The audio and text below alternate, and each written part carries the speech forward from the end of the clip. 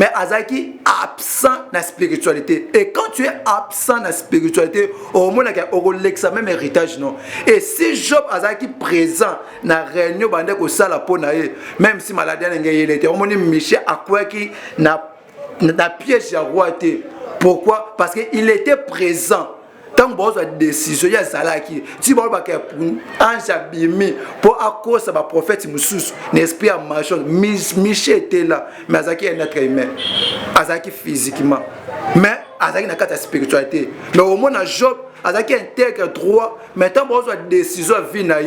Et pas Satan en septembre cela. Job n'était pas là. Il y a un Job assis, mais ça qui va douleur parce qu'il était absent de la spiritualité. Quand tu es absent de la spiritualité, bien aimé, il y a un vivre malheur, vivre la douleur, vivre problème. Pourquoi? Parce qu'ils sont absents de la spiritualité. Tant que les décisions dans le monde spirituel, il y a zaté. Et les fur et à mesure aux zaté, on va donc subir le monde spirituel. On laisse lien et permettre que les côté présent, il y a réunion spiritualité, ça la prière. Et la prière que même mouta comprend délai, il y a souffrance na. Amen. Et puis au landangai, tout temps sous na Job.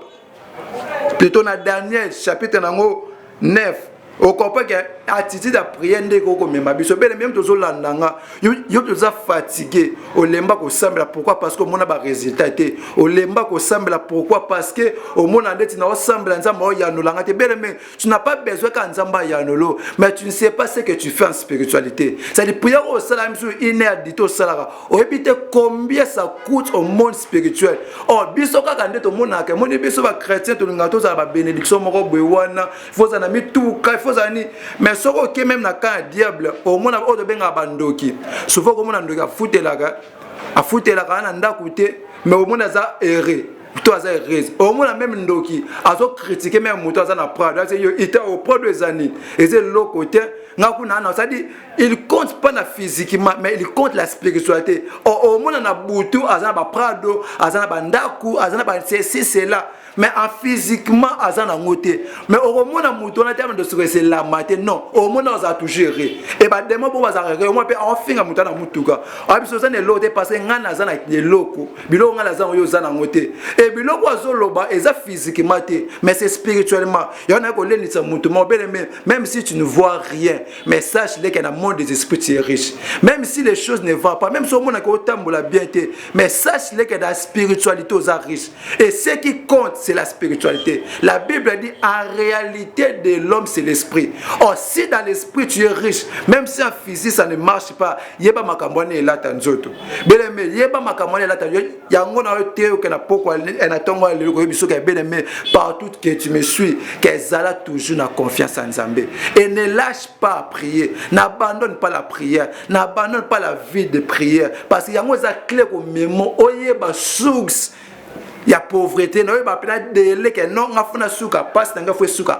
Parce que la Bible dit chaque chose a son temps. Il y a un temps pour plaire, il y a un temps pour rire. Et pour nous comprendre qu'il y a un temps où il y a un temps il faut nous dans la carte de spiritualité. Quand tu es en spiritualité, nous comprenons qu'il y a un temps où il y a un temps où il y a un temps où il y a un et ce qu'on a en spiritualité, au moins le diable a une complication. On a une complication parce que le diable a un pouvoir moteur quand il vient. Je te rassure que le diable a un pouvoir moroté. C'est juste que ça a des lots en bas pour comprendre, pour te comprendre la délai et senga, il faut dans la vie de prière.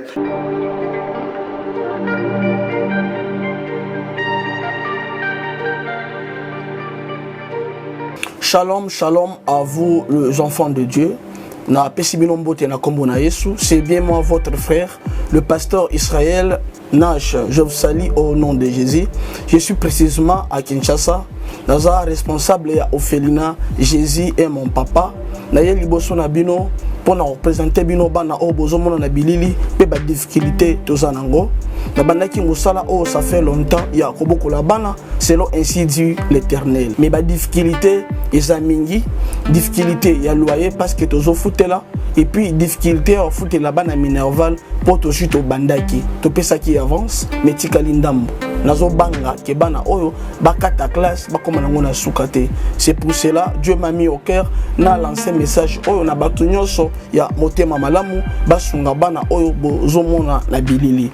bana o bozo mona na bilili ndambo na jeu na rond-point Ngaba, ndambo Victoire, ndambo Limité et puis ndambo l'état pesingai pona bande kolanga nyonso ba congolais bobi ba réalité nini to passer nango na mboka soki nga simple individu na ndimi kozwa bana o na bokola na ainsi dit l'Éternel soki l'état s'est décidé to mona sous ba fazer na zelate c'est difficile ya osala ngonga moko c'est pour ça na so lancer appel na bana nyonso nzambe pona classe ya bana oyo pona loyer na bango kolata pe kolia na bango na osenga na bato nyonso baza cœur sensible pe baza na motema bosunga ba sunga biso pe ba salisa biso toza na commune ya Kalamu quartier Kauka référence ya monene tukangami na université Kimbangiste avenue comme on a Marin numéro 16 numéro de téléphone na biso pona bato balingi ba contacter biso pona ba détail mosusu eza plus 243 89 72 32 229 zamba pambola bato nyonso yo ba ko assister biso merci beaucoup de santé nationale puissante chez docteur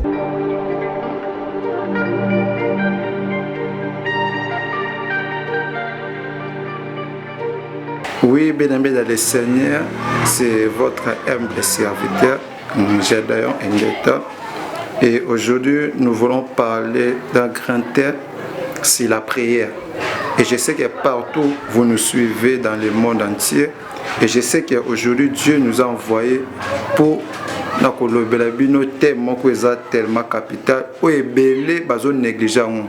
Et tu vas voir dans la Bible tant Yesu notamment ba disciple na ye et le quoi liboso ba disciple Yesu ba remarquer que ba disciple Jean-Baptiste ba ne ko prier mais bango ba ne ko prier te et le quoi ne tika que même ba disciple ya Jésus ti ba ko tuna même Yesu ba bise mais comment ba disciple Jean ba sambela ma biso to yebi ko sambela te nde Yesu la ki si bango comment donc on peut prier et Yesu même on a pensé à quoi ça que non prière est utile na vie à monde et plupart des chrétiens plupart ya bato belé ba comment même qu'on négliger eux aller la prière ya on lelo te ko expliquer si la prière et la prière est une prière d'abord est un dialogue ya moto na nzambe et la prière est permettre à moto à na communion na nzambe tout exaucement où il y a pas moto et où tu as à travers la prière mais la Bible dans Ésaïe 56 c'est lui qui s'approche de Dieu Dieu s'approche aussi de lui c'est qu'il s'approcher na nzambe pour nzamba se procher na yo ça demande que ça dit lien wana zo sa biso ke nzamba pour ça permettre biso lien wana to benga ngo prière moto aza makasi ya ko prier te même la spiritualité na ye aza toujours faible moto aza makasi ya ko prier te même la physique na au monde que physique na ye ko za dominer parce que le monde que nous sommes c'est un monde des esprits c'est pas moto régner pour muto dominer na kati ya mokilo face à muto esprit au monde même la science occulte bazara toujours na ba incarnation bazara toujours na ba prière na ba salaka ben auto benga ngona langage musus invocation c'est pas kenda ko invoquer banzambe na bango ba ko invoquer batu na bango le fur et à mesure que pour bazo pouvoir na se à terre terre ils a dirigé na bato ba na pouvoir spirituel ya ko moni pe nzambe na ngwana alakisa ki ba disciple ne pona ko savoir que non soko yebi ko prier te bien aimé dans le Seigneur n'attend pas que obika makamo malamu na vie non parce que la prière amène quelqu'un dans des résultats impossibles moto aza makasa ko prier il est capable même de déplacer des montagnes c'était ça la prière au tozo lobela et plus pas aujourd'hui nous les chrétiens nous négligeons la prière ozomona moto na kena ko na sambela prière au tolo la prière ezate ko kenda l'église parce qu'il y a déjà ba kenda l'église et belé ba ko sambela et belé ba kenda mais c'est pas ça la prière au don fait tolo bela mais la prière tozo beza intimité ya moto na nzambe c'est ezate ko kenda l'église té mais ezate attitude spirituelle to intimité moto zo afficher devant nzambe ki azo la nzambe ke sans yo ngana ko sele lokote ya au monde même lelo bando ki bazolia même ba chrétien soit disant que to benga na ba chrétien ozoma bando ki bazolia ba chrétien pourquoi parce que fondement ya ba chrétien ezate or on a même ndokaza na fondement neza contact na eza invocation na mais biso fondement na biso toza ba chrétien mais le que c'est là que chrétienisme na biso vanda c'est la prière or un chrétien qui n'a pas la vie de prière un chrétien là a joué pour na ba démon un chrétien on a joué pour la science occulte. Un chrétien, il y a un monde qui a semblé la parole liée na butu. Il a semblé la bête na butu. Il a dans l'église, à chrétien, mais ça les gens qui ne sont pas liés na butu. Pourquoi? Parce que vie naïe est consacrée na bonzambe. Et aujourd'hui, la verset pour nous comprendre l'importance de la prière. Parce que belé tout est la prière, mais tu pas rater c'est quoi la prière? La prière c'est une vie. Et ça t'es au semble les lots qui église mercredi ne pas me soit à moi qui mercredi qui vendredi qui église dimanche qui église non, c'est pas ça. Mais la prière c'est toute une vie. C'est ça et loko mutu azobika nangu. Et c'est loko mutu azobika nango tanza c'est-à-dire au moins azo inspirer na prière azo vivre na prière azo lia na prière et mutu wana même pesa ko ne koteka au moins ke makamune ko sa exploit parce que même bando ki soka ki koteka au moins déjà na butu abebisaki o ezali misala yango to tanga na livre ya Luc pour nous comprendre passer na biso na livre ya Luc chapitre 19 partout dans le monde, dans Luc chapitre 18, dans verset 1er. La Bible a dit, Jésus leur adressa une parabole pour montrer qu'il faut toujours prier et ne point se relâcher. C'est-à-dire, la Bible dit, même hier, les disciples, qu'il faut toujours prier. Pourquoi je fais ça? Parce que si tu es Jean, au moment où tu es Jean, plutôt na Pierre, na Pierre que non, na sambela qui pone parce que Satan bande ko lukayo pour agribler comme un fromage, mais nga Jésus na sambela qui pone.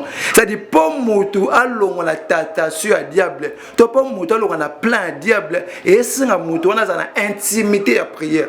Alors Yesu c'est bon que non, il faut bo sambela bo tikate et plus par batou pour na bango ko sambe les affaires mon aka résultat plus par batou ko sambe les affaires mi tuka azwa mbandaku azwa balupangu azwa akele ba voyage azwa soki bien ye boni bongo nzambende plutôt à mon bon prière mais prière d'abord premièrement ezara non peut pas mbulaka biso ba mbotene mais prière ezara simplement pour démontrer pouvoir na biso na monde des ténèbres parce que un démon to un science occultisme azam muto abanga muto na mbongote parfois moi na muto na mbongo mais bon sakani na monde des esprits mais monde des esprits et banga d'abord muto to dégager puissance et pour muto dégager puissance et c'est na attitude de prière et quand tu as de la prière bien aimé atabando ki ba kiyo atabando ki basangani mais moto azana vie de prière kati nzoto na ye biloko nyoso bando ki basala kezaka ni les sans effet ya omoni nzambe azo bana Jésus azo bana ba disciple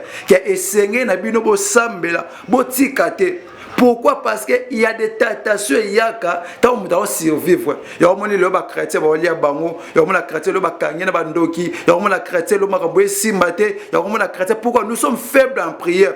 Au moins le ba to mo za ba réseau belé que nga pena ko sembela za fati. Il y a des chrétiens ba la même butu mobimba ala ki tongo tipo ko lali.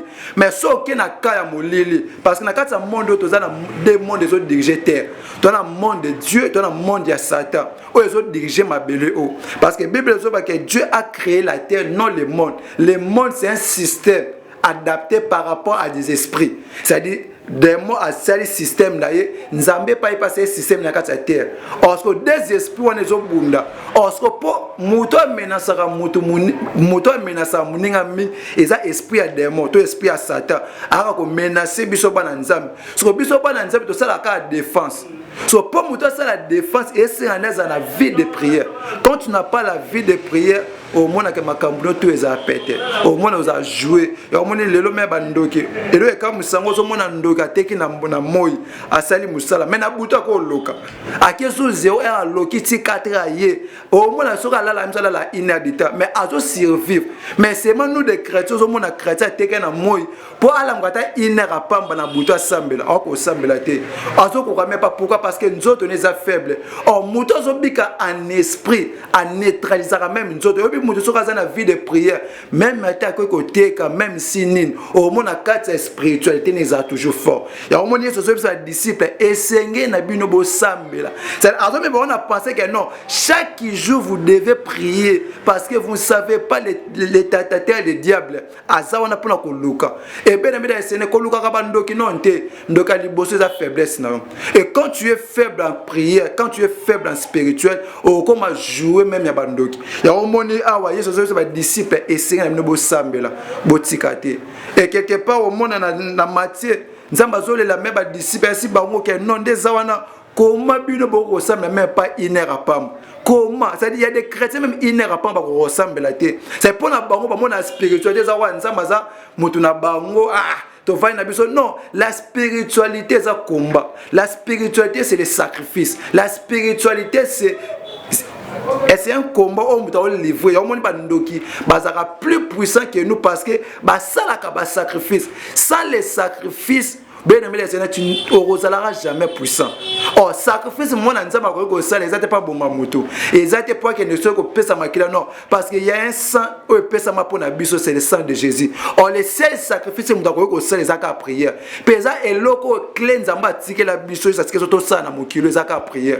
Et tu peux faire tout. Oh, on a qu'un côté, quand on a que ça ni. Mais si tu n'as pas la prière, bien aimé, on retirera jamais pour prospérer. Il y a un point mort qu'on a zolo bela lelo.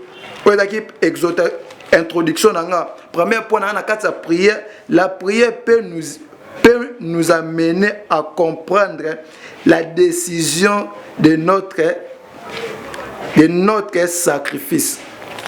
La prière est comme ma biso to comprendre plutôt souffrance na biso. C'est moto dans la prière a eba koyeba délai plutôt il y a souffrance.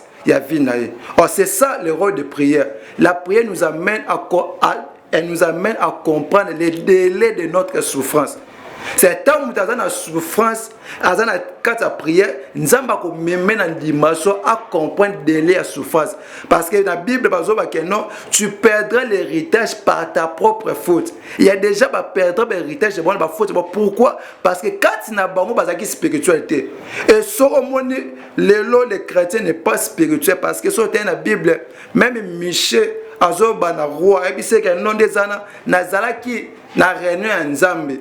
Ndenge nzamba zo baka non ange moko abimeli nzamba bi non il faut na ko ta pas prophète pour na sérieux pour pas prophétiser négatif pour na roi et Michel zaki présent ya ko moneta maye devant roi au mona ke roi alingaka sale soki ndenge ni mais Michel pesa ki zaki ainsi dit l'Éternel père bi c'est que ba prophète va faire prophétie moi j'étais là. Azaki on en est parce qu'il y a un être humain. Comment recommander la réunion? Mais c'était le déplacement de l'esprit. Or la prière nous amène à déplacer notre esprit pour que côté na kata profondeur ya comprendre délai à souffrance na biso. Or muto ça na tisi da prière on comprend directement délai ya souffrance ya vie na. Et on moni méchant comprendre qu'azaki mais sur on moni sur Job on comprend que Job azaki na réunion. La Bible dit que Satan a parcourir et à rencontrer Nzambe, na fils de Dieu. Bandi cause de décision pour la Job. Mais c'est que quand c'est au moment de Job, il était absent spirituel. Malgré il était tout, mais Azaki absent dans la spiritualité. Et quand tu es absent dans la spiritualité, au moment où il même héritage non. Et si Job Azaki présent dans la réunion bandi ko sala pour naé, même si maladie il était au moment Michel à quoi qui na piège à roi. Pourquoi? Parce qu'il était présent. Tant que vous avez une décision, il y a Zalaki. Si vous avez un ange abîmé pour à cause de la prophète Moussous, l'esprit a marché. Michel était là, mais Azaki est un être humain. Azaki physiquement. Mais Azaki n'a pas de spiritualité. Mais au moins, Job, Azaki intègre droit, mais tant que vous avez une décision à vinailler. Et pas Satan en septembre cela. Job n'était pas là. Il y a un Job assis, mais ça qui va douleur parce qu'il était absent de la spiritualité. Quand tu es absent de la spiritualité, bien aimé, il va vivre malheur, va vivre douleur, va vivre problème. Pourquoi? Parce qu'ils sont absents de la spiritualité. Tant qu'on va décider dans le monde spirituel, il y a Zaté. Et les fur et à mesure aux Zaté, on va donc aussi bien le monde spirituel. On laisse lien et on va permettre que Bissot côté à présent, il y a réunion spirituelle. La prière. Et la prière, comme même Mouta comprend délai, il y a souffrance. Amen. Et puis, au Landangaï, tout le temps, sur Job, plutôt dans Daniel, chapitre 9, Au comprend que attitude à prière ndeko ko mema biso bele même tozo landanga yo toza fatigué au lemba ko sambela pourquoi parce que mona ba résultat té au lemba ko sambela pourquoi parce que au mona ndeti na sambela nzamba o yanolanga te bele mais tu n'as pas besoin ka nzamba yanolo mais tu ne sais pas ce que tu fais en spiritualité ça dit prière au salam sur inédito salara au épité combien ça coûte au monde spirituel oh biso ka ndeti mona ke moni biso ba chrétien to ngato za ba bénédiction moko bwewana faut ça na mi tout ka faut ça ni mais ce que même na ka diable au moins o de benga bandoki souvent comme on ndoki a futelaka na ndako te mais au moins za erré toi ça erré au moins même ndoki azo critiquer même muto za na prado c'est yo ita au prado des années et c'est le côté ngakuna na ça dit il compte pas na physiquement mais il compte la spiritualité au moins na butu azana ba prado azana bandaku azana ba c'est là mais en physiquement azana ngote mais au moins na muto na terme de ce que c'est la matin non au moins on a tout géré et ba demo bo bazara au moins pe en finga muto na mutuka abiso ça ne lote parce que ngana azana de loko bilo ngana azana yo zana ngote et biloko azoloba eza physiquement te mais c'est spirituellement y en a ko lenisa muto même si tu ne vois rien mais sache que dans le monde des esprits tu es riche même si les choses ne vont pas même si au monde ko tambola bien te mais sache que dans la spiritualité aux riche et ce qui compte c'est la spiritualité. La Bible dit en réalité de l'homme c'est l'esprit. Or si dans l'esprit tu es riche, même si en physique ça ne marche pas, yeba makambone la tanzoto. Beleme yeba makambone la tanzoto. Yango na teo que na poko na tongo le ko biso ka beleme partout que tu me suis, que zala toujours na confiance en Nzambe. Et ne lâche pas à prier, n'abandonne pas la prière, n'abandonne pas la vie de prière parce que yango za clé ko memo oyeba source. Il y a pauvreté, non, il va peut-être délai que non, on a fait souka, passe, on a fait souka. Parce que chaque Bible dit, chaque chose a son temps. Il y a temps pour pleurer, il y a temps pour rire. Et pour nous comprendre que tant qu'il y a seka, tout temps qu'il est là, il faut nous dans la carte de spiritualité. Quand tu es en spiritualité, nous comprenons que tant qu'il y a temps qu'il est là, tant qu'il y a temps qu'il seka. Et ce qu'on a en spiritualité, au moins le diable a une mémoire de complication. On a une mémoire de complication parce que le diable a un pouvoir moteur quand on vient. Je te rassure que le diable a un pouvoir moteur. C'est juste que ça a des lots en tilio. Pour comprendre, pour te pindola, des lots et senga, il faut dans la vie de prière. Il y a d'autres temps pour comprendre dans le dernier chapitre 9, dans le premier verset. La Bible dit la première année de Darius, fils d'Assuris, de la race des Mèdes, lesquels étaient devenus rois du royaume de Chaldée. La première année de son règne, mois d'année, j'ai vu par les livres qui devaient s'écouler 70 ans pour la ruine de Jérusalem, d'après le nombre des années dont l'Éternel avait parlé à Jérémie le prophète. J'ai tourné ma face vers le Seigneur Dieu afin de recourir à la prière et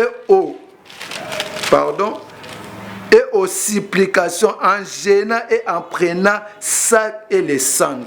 Bien aimé, parce que tu connais les Solomon Mneni, on comprend que le peuple israélite bazaki na kati ya esclavagisme parce que nzamba pesa ki Jérémie prophète on a que non na kotinda roi moko boye o kozala roi nanga mais akobima na tribu nanga ta kobima na peuple nanga te akobima na peuple mususu o to be Nebuchadnezzar c'est dit nzamba benga roi na ye ki aza roi nanga mais aza na tribu te ya nzambe mais nzamba zo uniquement pour amema peuple na captivité et tant ameme bon ezaki pe na délai que bon ça la 70 ans c'est-à-dire 70 ans na ruine wana c'est-à-dire la souffrance ezaki na délai nango ndezamba tile bango mo comprendre que tant bakanga bango Daniel azalaka te Daniel pe bakanga te Daniel ba ko se retrouver ka wana pe na kati ya Babylone mais on comprend que à cause de la spiritualité, la Bible dit Daniel dans sa livre.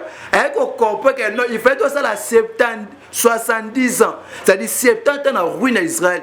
Et malamment on comprend que non, ici c'est la fin de notre souffrance. Nous devons sortir de la carte esclavagisme. Pour te bima et c'est surtout quand on a prié. Amen. Ça veut dire que tu as un délai de la souffrance. Tu as un délai, ça dit que il y a d'autres gens qui sont des démons. La Bible dit que c'est même si les malheurs que tu vois là, même si les choses ne marchent pas, même si tu vois comme s'il n'y a personne, mais sache-le qu'il y a un délai de la souffrance. Il y a un délai. Pour comprendre le délai, il il faut jamais abandonner la prière parce que la prière est comme même na air. Au comprend ici c'est la souffrance et c'est la fin de ma souffrance. On se rend dans la vie de prière au moins on subit même délai à souffrance nous. C'est on quand même délai pourquoi parce que et le rôle diable ça dans la vie à moto et ça a dégradé moto na présence en Nzambe. Pourquoi parce que il y a bien que ceux qui moto na présence en Nzambe moto wana démon ko utiliser pour démon utiliser en Lucas à s'écarter pour agno kolo sous ma case mais tandis que Nzamba me maka moto épreuve. Nzamba za nzamba be épreuve. Alors même mon épreuve moko boye pour akolisa yo parfois c'est cornaye. Mais yeba à chaque épreuve nzamba tena ka muto délai. So na épreuve wono mon Satan il vient car rapport à c'est-à-dire à longolo na présence à Nzambe parce que longolio au comprend que non au vivre makambo et sengela au vivre té. Yango je déclare même si au vie de prière et silo, même si les choses ne marchent pas, même si makambo est mais là où tu me suis, que Dieu te donne la force, que Dieu te bénisse et j'ai rassuré qu'il y a une personne au Rolandanga la pour na tongo lo partout aux ala que tika te nzamba lo la afongo la porte pour na yo. Ya on ande ko loba que non Daniel a compris que non, il fait pas ça à 70 ans. Et je ne suis pas venu pour te flatter ici, mais je suis venu pour t'exciter, pour te fortifier, pour te dire n'abandonne pas la prière. N'abandonne pas la prière. Et la prière, c'est la clé. C'était ça le message que je t'ai amené aujourd'hui. Pour nous bien aimé, la prière est la clé. La prière est au même au comprendre délai à souffrance. C'est ça le rôle de la prière. Prière est la richesse. Prière est la prière est non, mais prière est la délai à souffrance. Et peuple Israël comprend même Moïse parce que par exemple spirituel, non monique non, bah bima qui na carte esclavagisme. Il y a on a déclaré na tongo l'homme tozo landanga, même si pas soana, même si malade ça, yom tozo bela, yom tozo ka bien té, yom to part, elle a des problèmes aux en côté, mais la ngi siko zali. Otsa lo boko no liboso na ngai. Personne za partout na ba pays nyonso za na continent nyonso na ngota malade des autres tongiso oza bokona. La Bible dit que Dieu nous a donné le pouvoir. Abi vous mettrez les mains sur les maladies et les maladies seront guéries. Dieu nous a donné le pouvoir de transformer des choses. Alors yom nous a désespéré. Yom do mona ka no makambo ngezo simba te makambo ekete na ngota lo bokono ozo prier ensemble. Le Dieu des miracles.